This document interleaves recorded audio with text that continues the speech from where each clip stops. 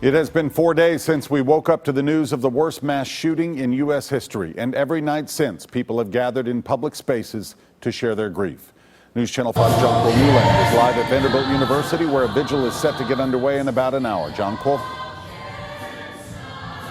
Yeah, Roy, tonight's Interfaith Spirituality Night here at Benton Chapel will focus on remembering those who were lost in the Orlando shooting. As you hear behind me, the Grace Point Church Choir is preparing for their performance tonight.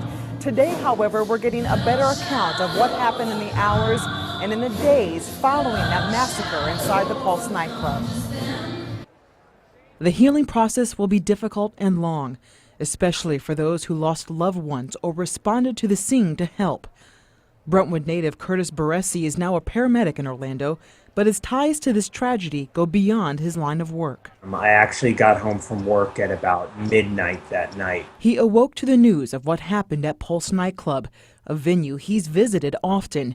And it wasn't long until he realized his friend and neighbor, Drew Linonen, and his partner Juan Guerrero were missing. It was very surreal to walk out there, and then I'm like, when I didn't see his car, I was like, seriously, is this really happening? I knew at that point that he was either seriously hurt or possibly dead at that point, just based on what people were posting on Facebook. The two perished inside the club. And for Barresi's fellow first responders, the scene they walked into can only be described in one way. The paramedics that I've talked to said that it was horrific, and that, you know, as a paramedic, we get on scene and we want to stabilize patients. We want to backboard them, start IVs, stabilize them, secure their airways before we transport them.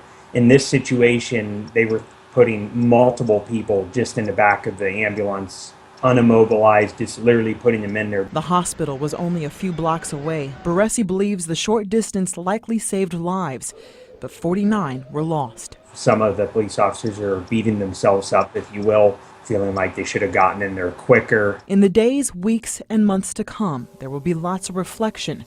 Barresi hopes it can lead to change. I am a gun owner. I also have a concealed firearms license in the state of Florida. But I personally don't think the general public should have access to weapons, assault weapons of that capacity. Tonight's Remember service here at Benton Chapel will focus on three main things: love, forgiveness, and moving forward. Several spiritual leaders as well as several musical guests, including the Grace Point Church, will be here performing as well.